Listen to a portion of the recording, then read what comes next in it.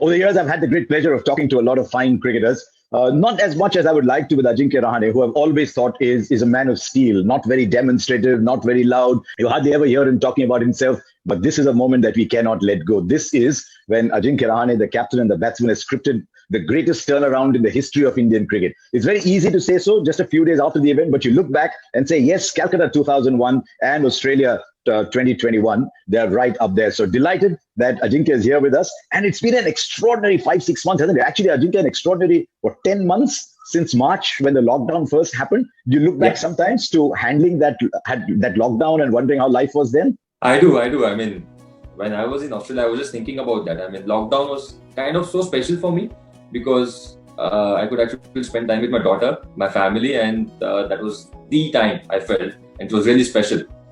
At the same time, I felt it was frustrating not to play cricket, not to do any kind of training for at least 4 or 5 months since March, and then after that, I started my training. And when I started my training, I mean, as a batsman, when I started batting first time, and I was emotional. I could actually feel that I missed something for those 5-6 months about my batting, about cricketing skills, anything. So yeah, I do look back and but lockdown was, as I said, lockdown was really special for me. So those 4 or 5 months in lockdown, you could just do physical training, not cricketing training. Is that what you're saying? Yeah. So I was doing twice a day training session at home only, just bodyweight training. I was running in my parking area, 10 kilometers, 12, 14 kilometers, just try to build up my endurance. And I never run that far. Just what I'll do is 2 kilometers, 3 kilometers. But I thought that was the best opportunity for me to build up my endurance, just challenge myself to go run 5, 10, 14 kilometers and see what happens. So that really helped me. So people in your society are looking down and saying, there's the next India captain running in the society. That must have been fun. So when you went to Dubai, you've gone to Dubai, Abu Dhabi, you're playing a completely different form of the game. You're playing for Delhi, but was your mind already on Australia while in Dubai, Abu Dhabi? No, not really. I was just thinking about IPL, doing well for Delhi Capitals, and I think representing them. But yes, I felt a tough time. First 9-10 matches, I didn't get a game, and just sitting outside, there were thoughts about what will happen and kind of stuff. But I again told myself, because I've been in this situation, I know how to handle all this situation. I made my test debut before that I sat 20 test matches, almost close to 2 years. I know how to actually kind of handle all the situations. So I told myself that I'm just going to keep working hard, especially in T20 format, just improve as a batsman, improve as a cricketer, and just do my best, control the controllables. And wasn't thinking about Australia tour at that point of time, just focusing on IPL. Two things happened. Suddenly, you've gone to Australia. Now there's a little bit of pressure on India because India won the series last time. So a little bit of pressure on India to go and retain the trophy. And at what point did you come to know that Virat is only playing one test match? We came to know, I think, when we were actually flying to Australia from Dubai. Came to know that Virat is actually playing one test match, and then he's flying back home. But in my mind, my first focus was that I am there as a player. I will take captainship from Virat after second test match once he leaves. But before that, I'm there as a player. I'm there as a vice captain and just do whatever I do best. So what was your first reaction? You said, oops, my lead player is going away. We have to win the series. What was your first reaction when you got to know that you only have Virat for one test match? Yeah, it was. I was kind of thinking, we are going to miss Virat, the kind of batsman he is, what he did for us so consistently well. So in my mind, I was like, yes, I think he's going and we will miss him. But this is the best opportunity for all of us, not only for me, but all of us as a team to do well in Australia. I wasn't thinking about any kind of results. I wasn't thinking about outcome or what will happen end of the series. I think for me, what was important that giving my best, giving our best to the team and having that fighting spirit. Because that's what I learned. I think fighting till the end matters a lot. Results, you cannot control all the result all the time. But if you fight till the end, if you can actually have that attitude on the field, as a team, 11 of us will get what we want. So that was my attitude. It's a peculiar one. You know you're going to be captain, but you're not yet captain. Can you start thinking? You're playing the first test in Adelaide. In your mind, are you already starting to think like a captain?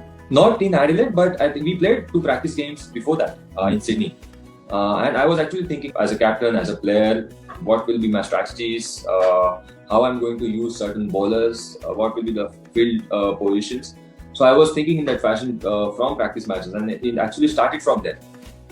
When we went to Adelaide, I was there as a player. I was there as a vice captain. So my mind was completely help Virat. Whatever he asked about certain situation, my answer should be ready.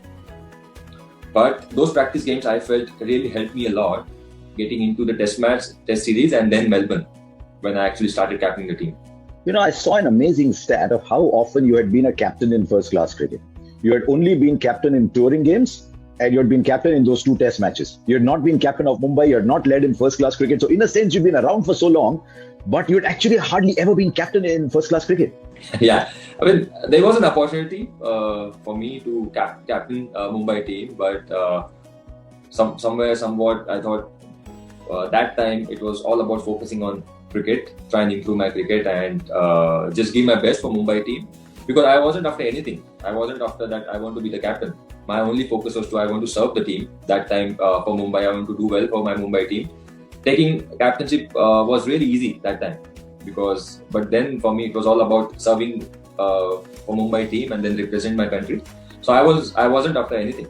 I'm not the guy that I'll go after captainship, I'll go after certain things, but it was all about doing my best that time. Now Adelaide happens, and of course that begins, and you've hardly ever in your career been run out. Hardly ever. In fact, that might have been the first couple of occasions that you would have been run out. And it's a mistake. Everyone makes mistakes, but it's a mistake. What is your first reaction when you've called Virat for a run, sent him back, and seen the run out at the other end? I was blank. I was completely blank. What happened? Because we could see that when we were batting together, Australians were down. And we knew that if we get that partnership going till 100 runs, 150 runs, we have a game here. And between Virat and I, we had so many partnerships. So we know when we play together, runs actually keep flowing. So when he got run out, I was blank. I was like, what just happened? I didn't know how to react. And I was in that zone completely. I mean, I was just till I got out, I was just thinking about that run out. I was thinking about the team actually. That this was the best opportunity for the team to get the good total on the board. Then I went into dressing room. I said, I'm sorry, I mean, mistake happened. And he was also actually okay. He said, that's fine. All these things happen on the field. We should just focus on cricket now. What we can do best for our team, and let's move forward. So it was actually good, nice of him to say that.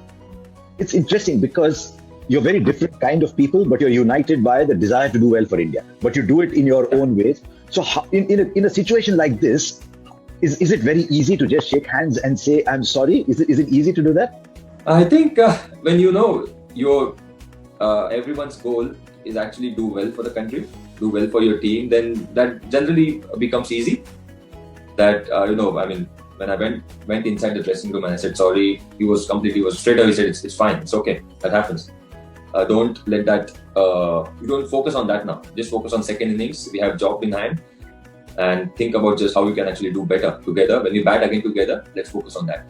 That second innings was very strange in that every good ball got an edge and every edge went to hand.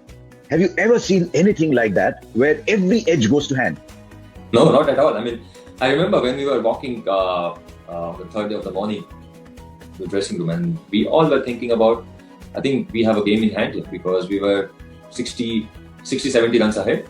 And if we at least get another 200, 215, 220, we have a game in hand because pink ball behaved differently. And we just wanted to just play one session at a time. And we all were thinking, I mean, if we bat well first session, then definitely we have a game in hand. But actually during that 1 hour, game changed completely.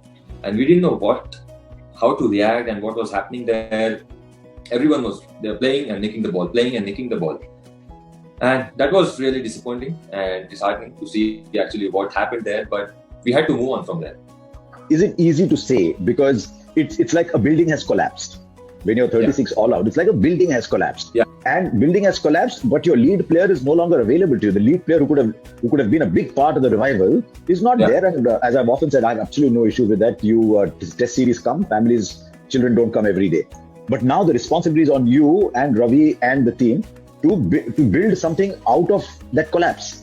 What was the thinking? That evening, next day, day after, what was the thinking? So that day, we discussed in dressing room, but let's forget about it. But the next day, I woke up at 6 o'clock and I was getting ready for the test match.